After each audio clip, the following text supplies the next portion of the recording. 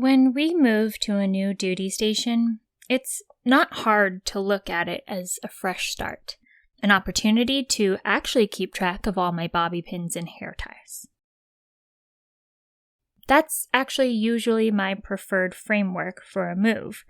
It can smart a bit to think about the family and friends we had to say goodbye to in order to move. Well, not so much goodbye as see you later, because the military works in mysterious ways. But this approach only really works when it's not your nuclear family you're saying goodbye to. When Sergeant Abdullah's wife decided she couldn't or wouldn't move to Colorado, he fell into a very obvious spiral. This is Conduct Unbecoming. I'm Erin, and I'm your host.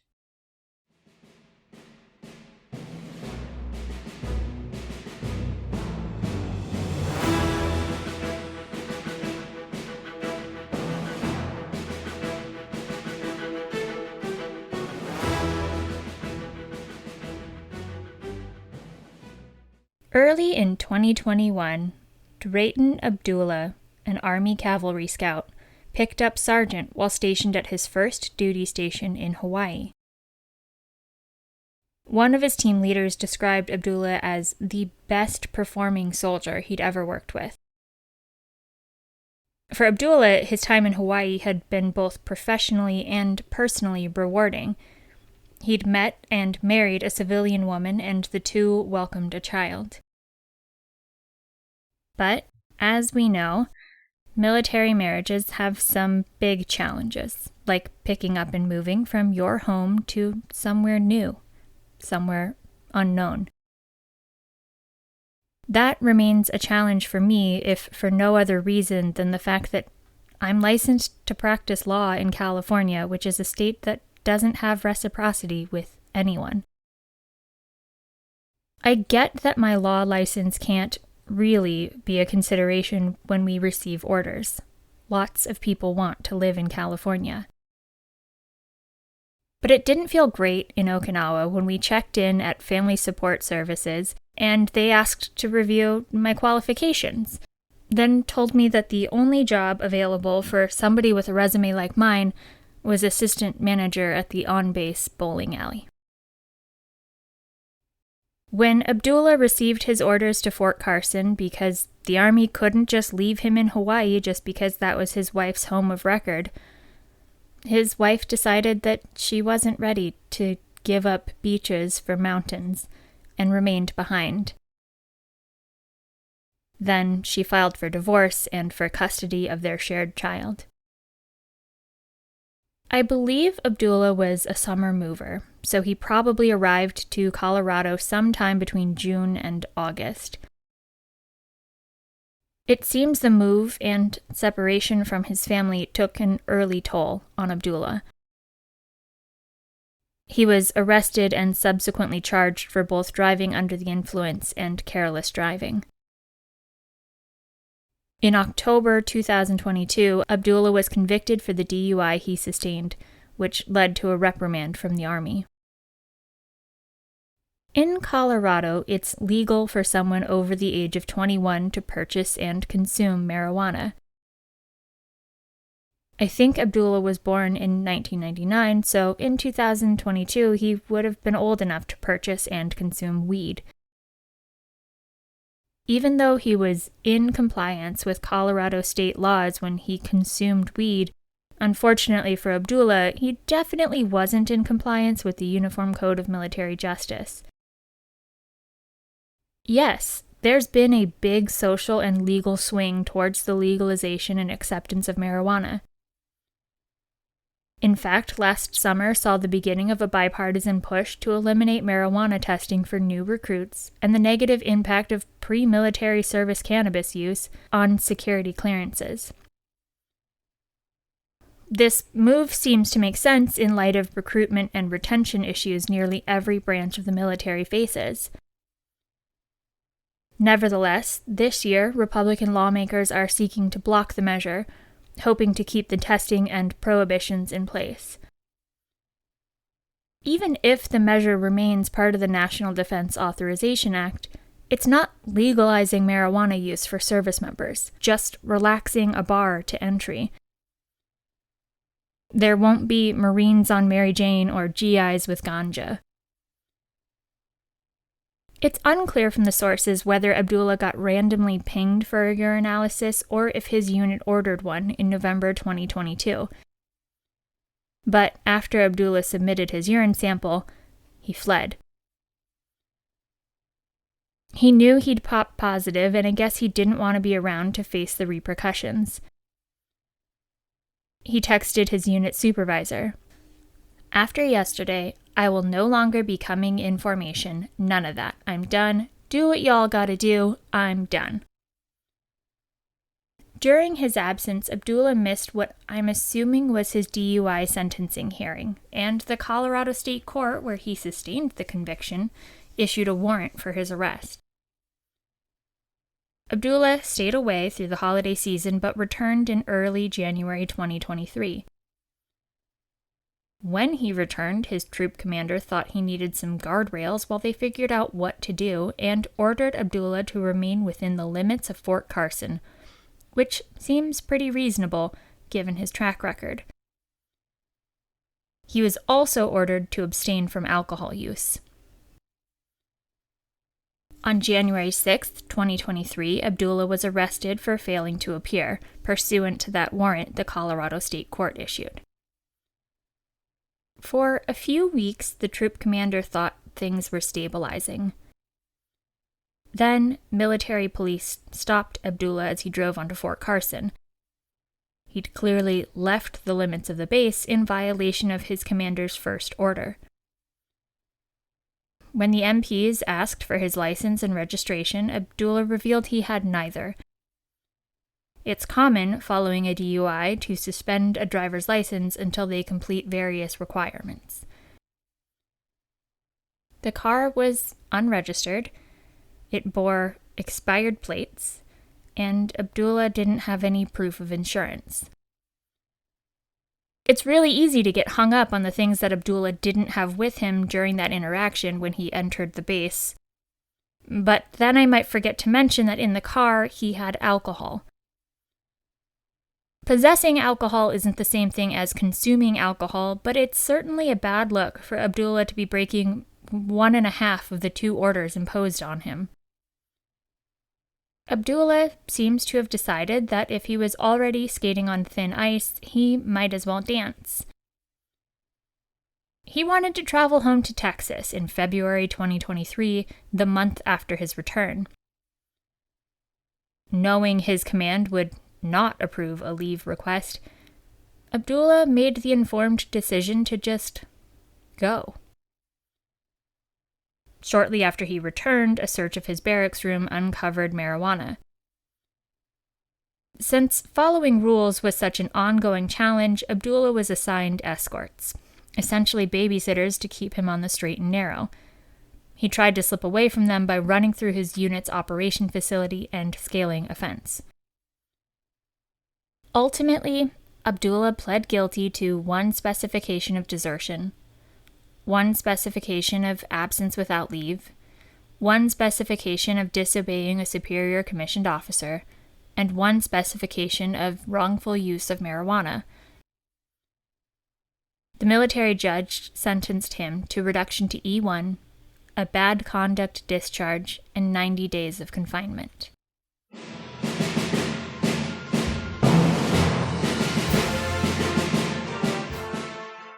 On appeal, Abdullah made only 1 assignment of error, that his post-trial processing was unreasonably lengthy. After a service member is adjudged guilty of a crime, the judge writes up a statement of trial results documenting the findings made at the court-martial. This goes to the command, as the convening authority, to approve the findings or, to the extent that they wish to and can, to extend clemency. After the convening authority approves the results, the baton goes back to the court-martial judge to complete an entry of judgment. The court reporter packages up the transcripts from trial and exhibits for the appellate court. This combined record of trial first goes to the trial counsel to review and certify, to look through it and make sure that there aren't any glaring errors. Defense counsel is not involved in the record certification process, which seems a little strange to me. I think, were I defense counsel, I'd want to make sure my objections were accurately recorded and preserved for the client's appeal. But we all know I don't make the rules. Once the trial counsel is happy with the record's accuracy, they certify it, and the record moves to the judge to go through the same process. Some courts-martial take weeks to complete, some take less than a day. That means the length of the record can and does vary. Because the record length can be arranged, there's no hard and fast rule on what's considered prompt processing. But how long it takes to process the record is important because the Due Process Clause of the Fifth Amendment and Article 66 of the UCMJ are twin pillars holding up the right to timely appellate review. In the military system, whether post-trial processing delay rises to the level of a due process violation is based on 4 factors. First, the length of the delay. Second, the reasons for the delay. Third, the appellant asserting his right to a timely appeal. And finally, fourth, prejudice to the defendant. The first factor, the length of the delay, is largely governed by the United States v. Moreno.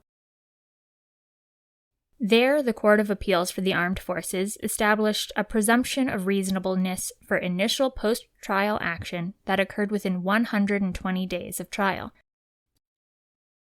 The Army Court of Criminal Appeals later explained that a bright-line rule like that might not be reasonable. There were straightforward cases that shouldn't take that long, and more complex cases that would almost certainly take more time. They decided that in order to test the reasonableness of a delay, they would want to know the transcript length, competing requirements, military judge availability, court reporter availability, and any resource shortfalls that might exist in the process. Frankly, what it boils down to is the ACCA wants numbers. Abdullah's court-martial record was short. It took less than a day, and Abdullah pled guilty. The record was only 101 pages long, and yet still took a winding and very slow path through post-trial processing.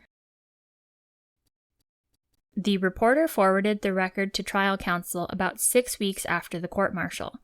He reviewed and certified the record same day, though it did not get to the judge until 96 days later. The military judge completed her review and certification shortly after she received it. The post-trial processing timeline memo submitted with the record explained that the post-trial section received a new staff sergeant the same month of the trial, and that the civilian post-trial paralegal was training the new staff sergeant until August. It included a note that the team was double-slotted in the magistrate court and general crimes. Considered together, the memo posited, this may have hindered processing time. Not even that it did hinder processing time. The memo also explained that during the summer, there was an uptick in courts-martial, and consequently, there was a bit of a backlog in the post-trial section. It didn't list how many courts-martial occurred during those months, or explain what percentage uptick they experienced. That meant altogether that the memo didn't really get at what the ACCA wanted. It didn't sufficiently establish the nuts and bolts for why it took so long for the record to get from the trial counsel's desk to the judges. The ACCA noted a few times that this was a short case, but to me it's pretty clear that that wasn't really the issue.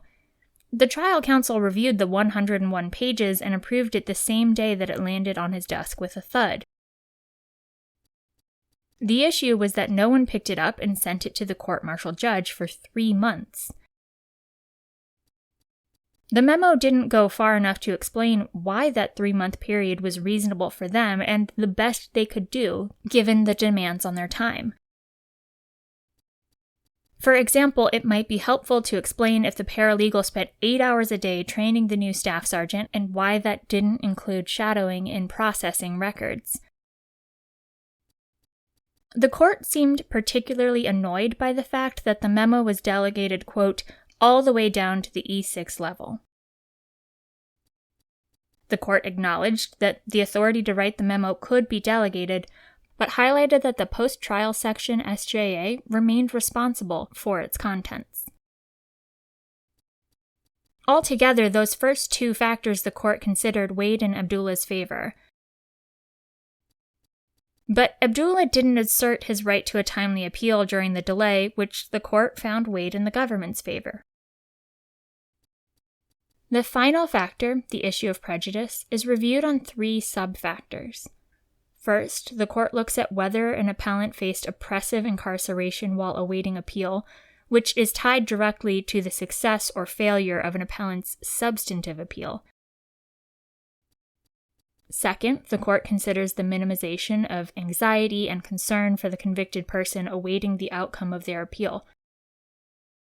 But this factor requires an appellant to show particularized anxiety that's distinguishable from the normal anxiety of awaiting a court's decision.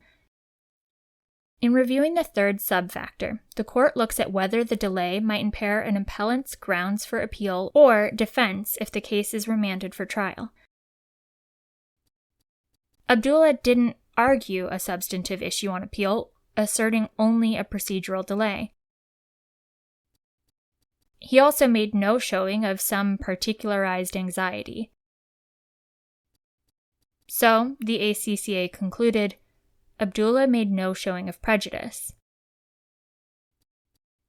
But, the court observed, even absent prejudice, if the balance of the remaining 3 factors would adversely affect the public's perception of the fairness and integrity of the military justice system, it's still a due process violation. For the ACCA, that means it all came down to the first 2 factors, a long delay for a short record, and an inadequate explanation as to why. This seemed a little incongruous to me.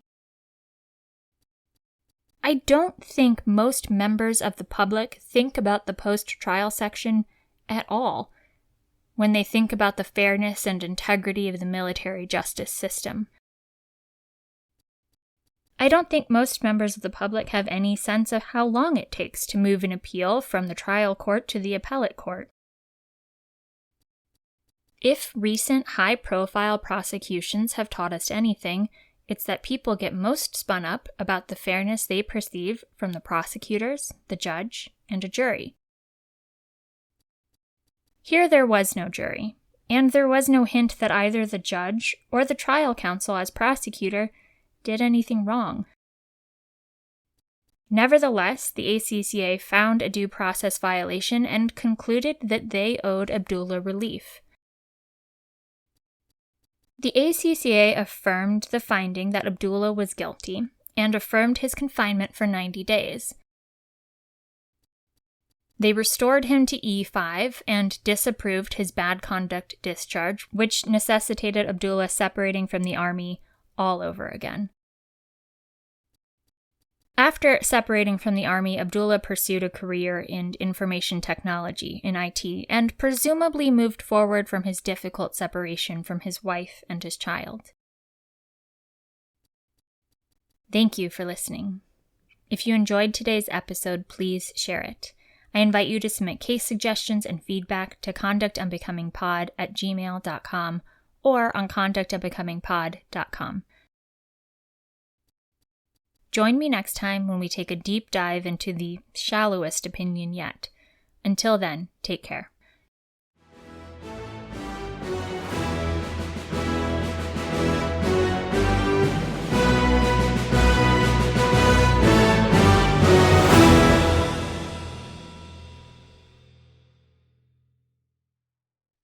Conduct Unbecoming is a podcast where I get to talk about interesting crimes and cases that involve U.S. military service members.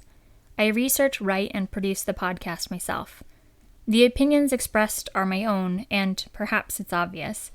Conduct Unbecoming is not approved, authorized, or endorsed by the Department of Defense.